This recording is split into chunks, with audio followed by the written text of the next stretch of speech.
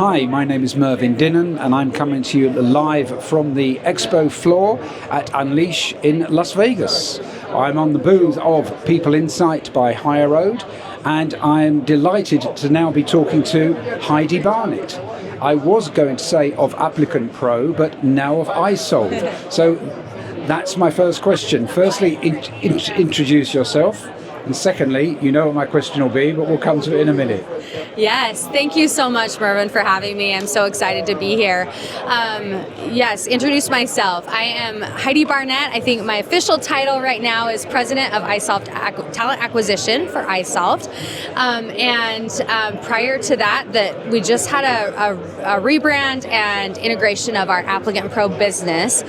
Prior to this I was CEO of ApplicantPro. So my journey I've been in talent acquisition space for almost 15 years. Started with an onboarding product, and then after that came on to the ATS side and worked with ApplicantPro. I was our 7th hire, came on in a content position, and really just grew, cut my teeth with the company, and grew into the role marketing to sales to chief revenue officer, and then eventually became CEO. So, and then led the transition over into the iSolved group. Now we're a little bit different on an acquisition because I think a lot of times when people think of acquisition, it's I approach your company and we have a conversation and I purchase you.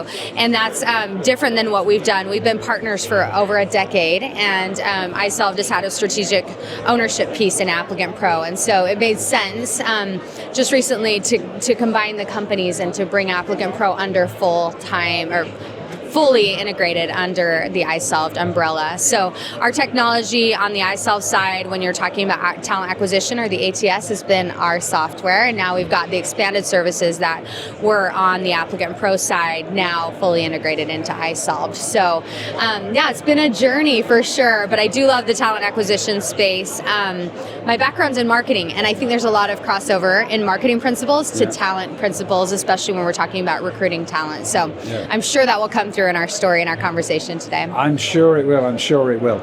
It's interesting because obviously you've got a strong TA background, and way back when I started on my journey, when I started way back on my journey, I trained as an accountant, but that was a long time ago now.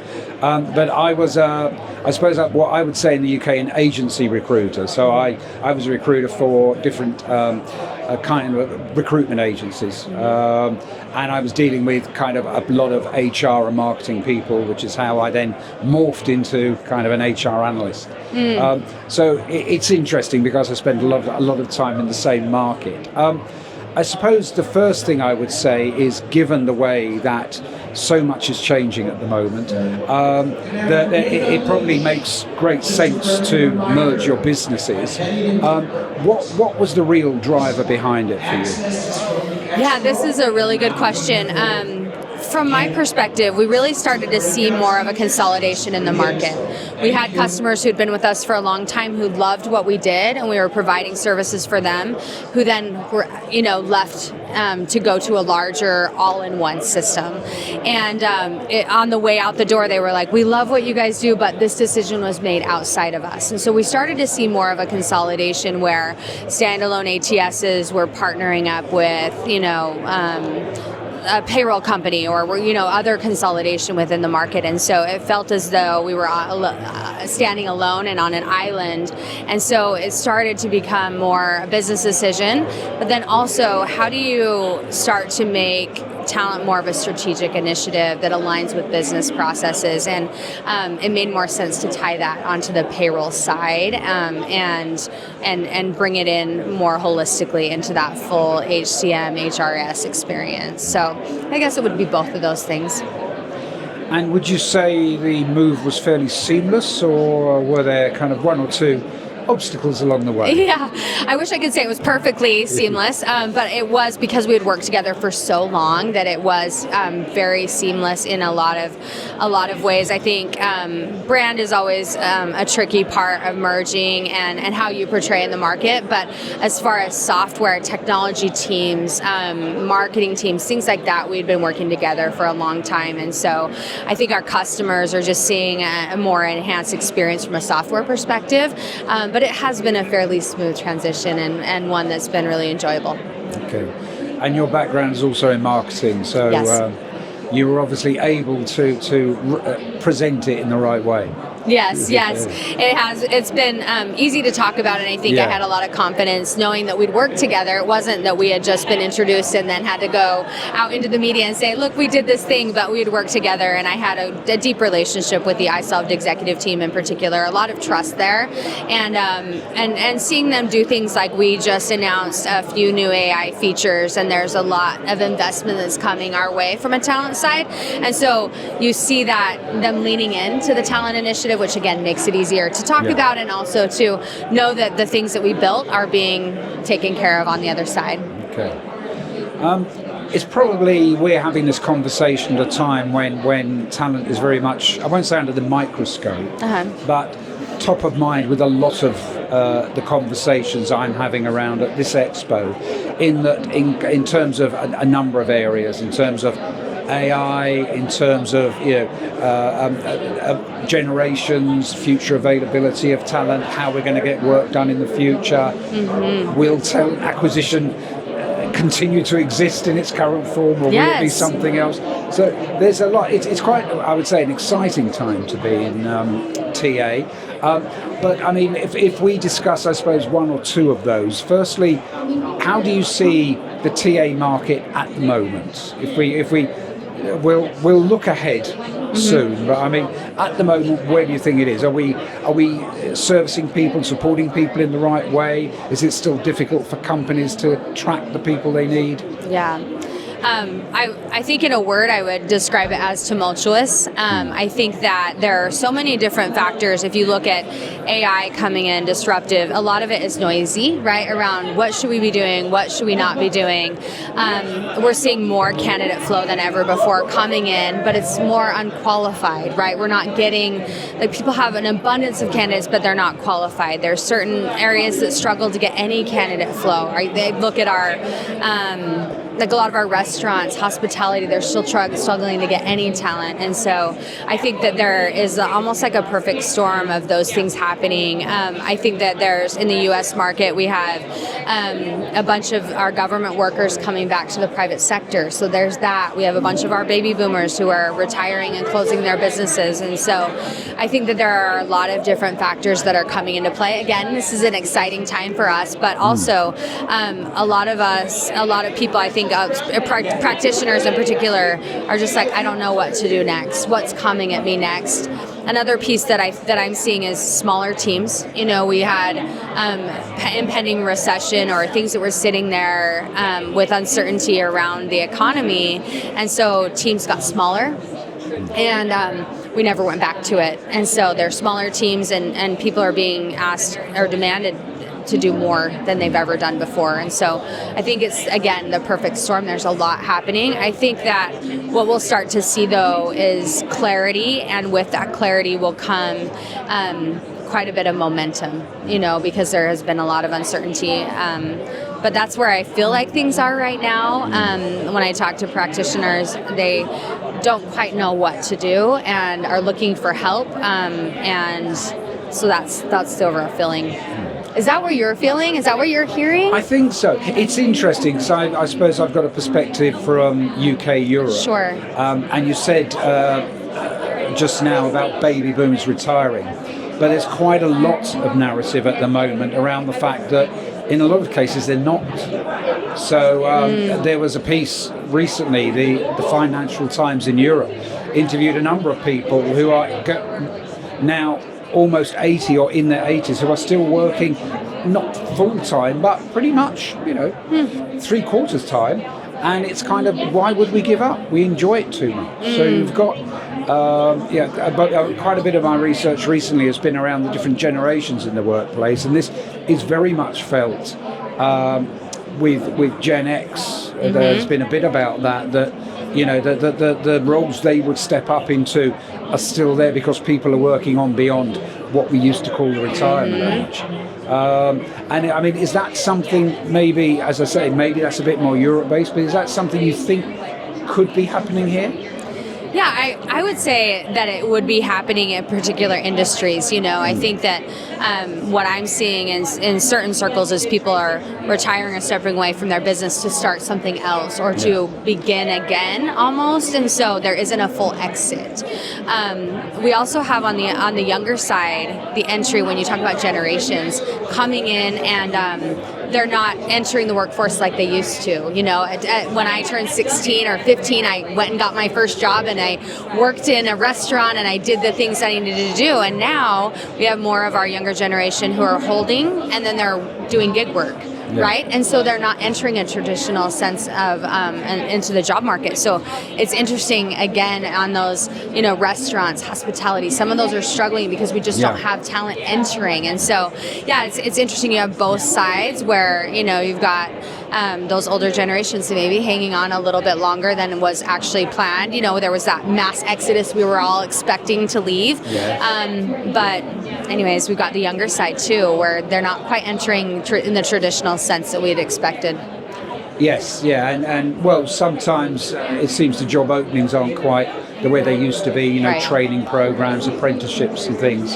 But also there's, I suppose, different distractions and the work-life balance, shall we say, is slightly different. But we won't get into that at the moment. Yes, that's a whole other conversation. Yes. Looking, I suppose, at the TA market, talent acquisition market, because I suppose there's two things really I want to talk about. One is about AI, the advancement of AI, and the other is about almost not a squeeze, but it feels like the market's getting tighter, and I see a lot more, certainly on digital platforms, places like LinkedIn, the open to work banners. There seem to be more of them. People seem to have them on the banners on for longer, and so it feels that the market is in a strange place at the moment. How do you see it?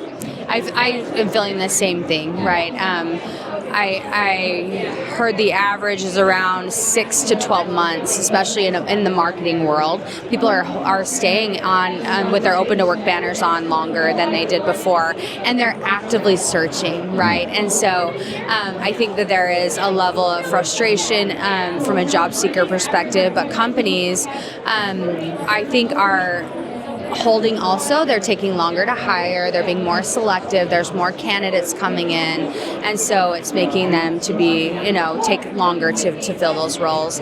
And so is that due to AI? That's the question. I don't know if we know for sure. You don't hear people saying, I'm choosing not to hire for this position because AI is taking this role. But we are seeing a lot of advancements in the TA space. And I'm sure in other areas as well. And so there's a lot of efficiency gains. And so, the CEO, I think it was Spotify, who came out, or Shopify, I believe, came out and said, if you would like to hire, I need you to justify why AI can't do this, right, for you. And so I think that there will be some removal of jobs in that way, but the advancement, I hope, is making us smarter and more efficient to be able to add the human aspect in. And maybe this is me working in the HR space and HR technology spaces that I love and want it to be. The human connection is why people come to work. It's why they stay. It's why they have their job satisfaction. And so that, I believe, begins from the job ad forward. And so if we automate all those pieces, we'll lose that candidate experience and the connection early with the company, which will then keep them in the company longer, right? And keep them satisfied and onboarded and all those things. And so I think that I really like to see us using the AI from our perspective to automate things that maybe don't have as much impact on the human touch, so that we can then humanize HR still. I think I worry about the movement of AI removing a lot of those connection points that people have. Putting the human into human resources. Yes. I understand that. I suppose one of the issues people fear a little bit with the AI is one of the positives rather is I think the candidate experience, which I go back, as I said, I started life as an agency recruiter, and it has never been good. Yes. Despite how much money is spent on candidate experiences, I don't know how many organisations, and I'm sorry if I offend anybody listening to this, ever felt it was the most important thing. But that's one of the things AI can boost. There is, I suppose, another side to, well, are we going to start, is AI almost going to start making the decisions? So is AI's reading of somebody's background, somebody's skills, is it going to be accurate enough to rely on to make that decision? I mean, we started at this event, this conference this morning, with an opening keynote about some of the areas AI gets wrong. So that's been on my mind today. What do you feel the balance is? Does there still need to be some form of human oversight?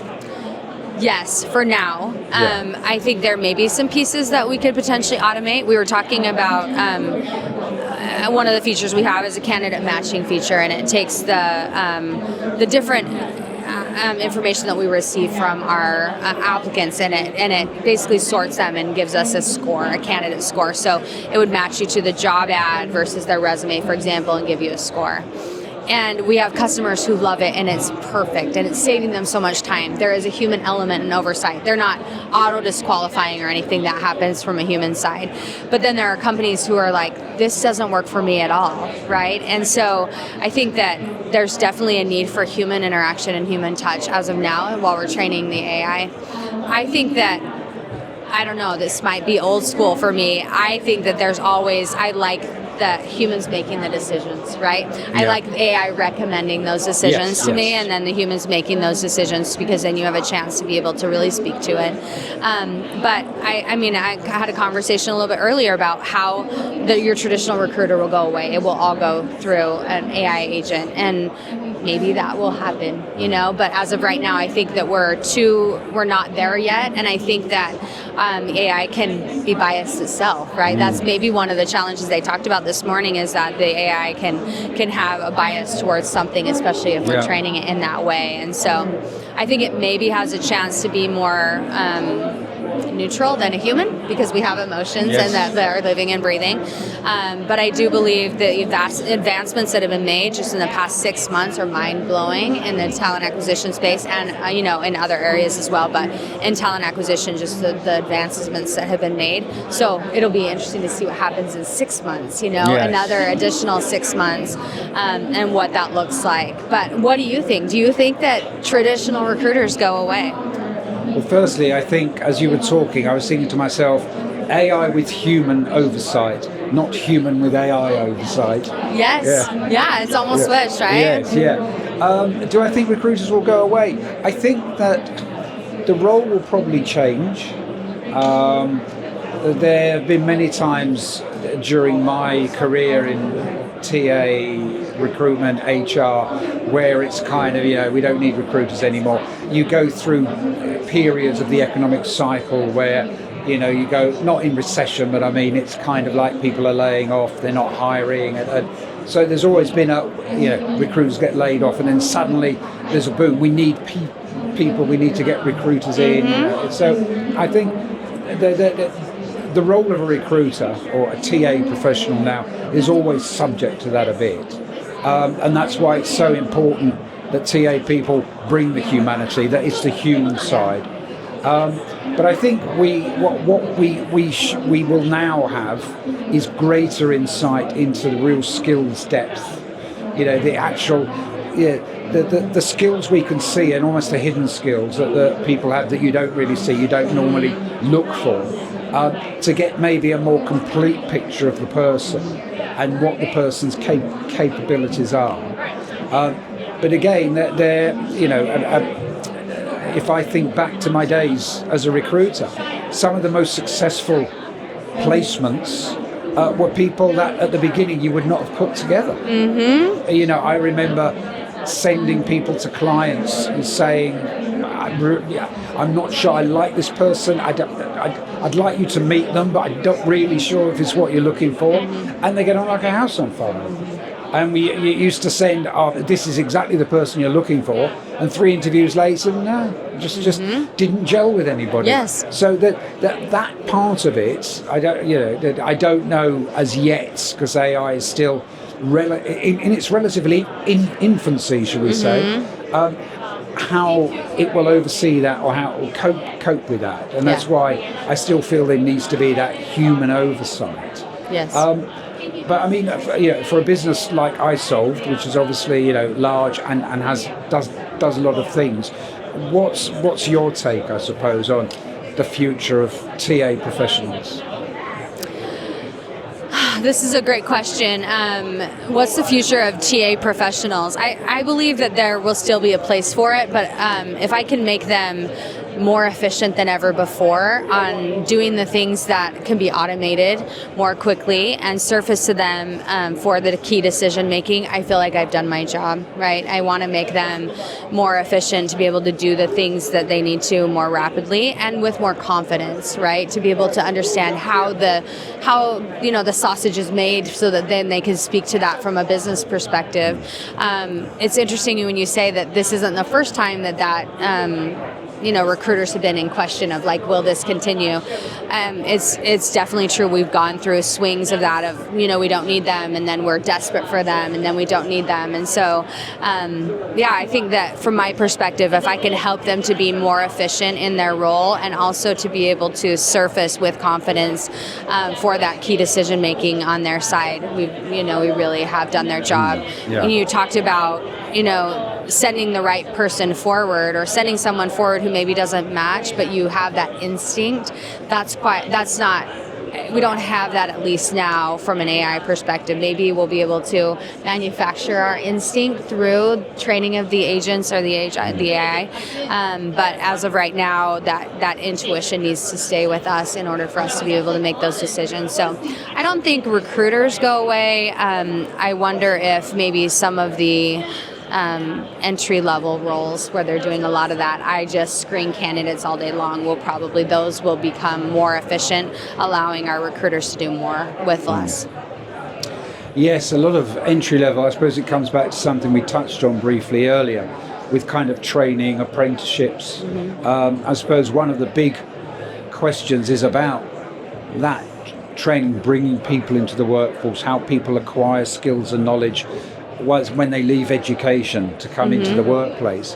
And I don't know if enough of the conversation is around that.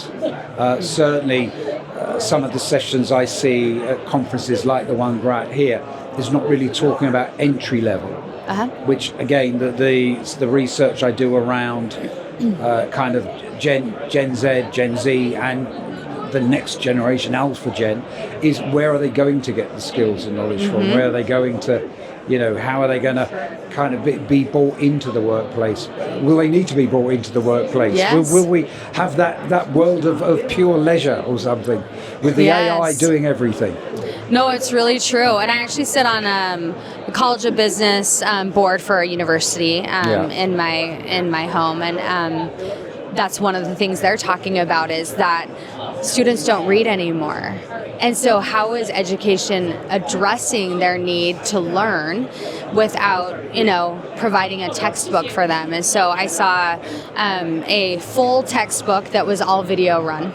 And it was, they weren't reading it obviously, but they were presenting the information in 5-minute or less clips so that they could give the information to this upcoming generation in a way that they consume information, right? Almost like YouTube Shorts for, a marketing class or something similar. And so I think that's definitely, I think it needs to be done, because one of the things that I'm worried about with the infusion of AI is that it's bypassing our thinking, our logic around, this is why I believe, and this is why I believe it, because I've been through point A, B, C, D, which led me to this conclusion. When we jump through to go directly to the decision, we lose that thinking, which then can harm our overall intuition or those types of things where we've done this before, I have this experience. And so that's one of the things that I worry about from my perspective.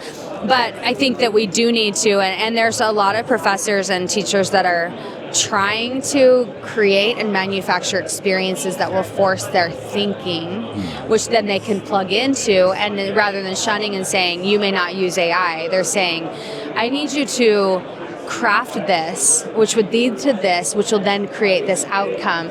And we want your presentation done via AI, right? Yeah. So they're embracing it.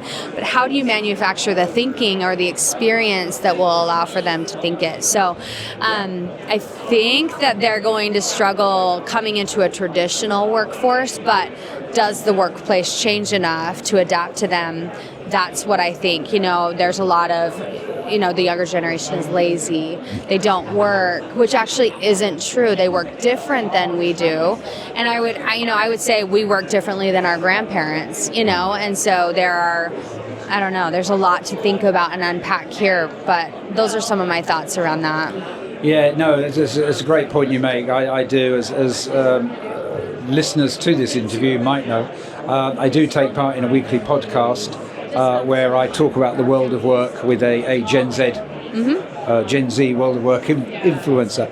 And yeah, there are so many misunderstandings, I think, generally in the workplace about kind of Gen Z and what they really want, what their motivations are, and understanding, not understanding, I suppose, the kind of time they were brought up in, what their the overarching factors, kind of, with sessions and things. So I think there's this intergenerational thing at work probably won't change.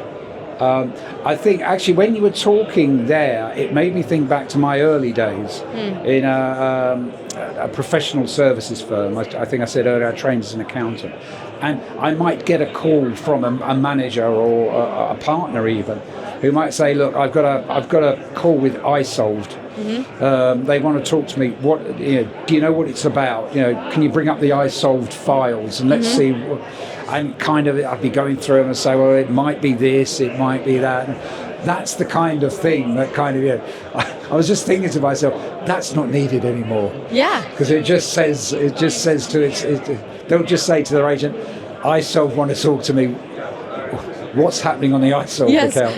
Tell me the possibilities based on what we know about this experience. Yes, it wouldn't be needed anymore. And in some ways, rather than saying that's lazy, we can say that's intelligent, right? And that's efficient, and that's important. And then apply the overall logic, reason, experience that we were talking about. That's the best combination in my eyes. And of course, that replaces me going through the files and making notes and correct. So what happens to that bit? Yes. What happens there? I mean, if it's unnecessary, do you then reallocate, resources? And that's the other thing, is that companies will be able to, our teams, when we talk about it, we don't want these roles to go away, so we don't need them. How do we reallocate to make it better for us to continue to progress and grow? And some of it is reallocation into, an AI-centered group within our organization who really is focused. We have cross-departmental and cross-functional teams that are working on that external of the company. How do we provide these services to our customers? But then also, how do we become more efficient as a company inside to be able to help us to then service the clients better? So there's two things that are happening where we have AI focused within the business. So. Okay. Final question. Yes. If we sit down in 5 years' time and have this conversation again, what do you think will be different? Well, I think, first of all, I'll probably say we were all wrong, right? Because we're going off of this much information and looking ahead. Wow, how would it be different? I wish I had a crystal ball. But I think that our work experience won't live in a resume. I think the way we post jobs will look drastically different. I don't think it will be this post and pray. I think we'll be able to access, information almost immediately on you and your experience and how it would fit in the company. We would have, more of a complete profile, right? Rather than me, looking at, a few pieces of data and information. I think that we'll probably still be talking about AI. I think it will just be the next evolution and generation of what that looks like. I think our workforce will look drastically different in how we work, right? The future of work is still yet to be defined. So I think that would look wildly different. I don't know. What do you think it would look like in 5 years when we're having this conversation? Well, the AI will be talking about us. No. Yeah, us talking also about true. The AI. Well, I don't know. I suppose the first thing I thought when I asked the question was, will we be sitting here in an expo hall? Or will we be speaking virtually, watching sessions virtually, and virtually meeting all of the vendors that are here now? Yeah. Looking at the ones, finding all about them, with AI, chatbot, whatever, walking us through what it does and stuff. So it's... Just a thought, do we have more of a need to connect? So we have more of this need here. I think about COVID, where we were all on Zoom, we were all at home, we were all walking through everything virtually. And then when the world opened back up, we had this pent-up demand to be in movie theaters and to be at restaurants and to be gathering as families. Do you have that push where the human connection is more needed than ever before? Or are we all virtual and just happy living there and doing the things, So I can see it going both ways. Yes, oh dear. Now there's a thought. Yeah. But it's been great talking to you. You as well. Thank you so much. No, it's a pleasure. And lots of luck with iSolved as it grows and moves forward. Thank you. I'm excited about what we have planned in our roadmap and how our companies can work together. So thank you so much, Mervyn, for having me.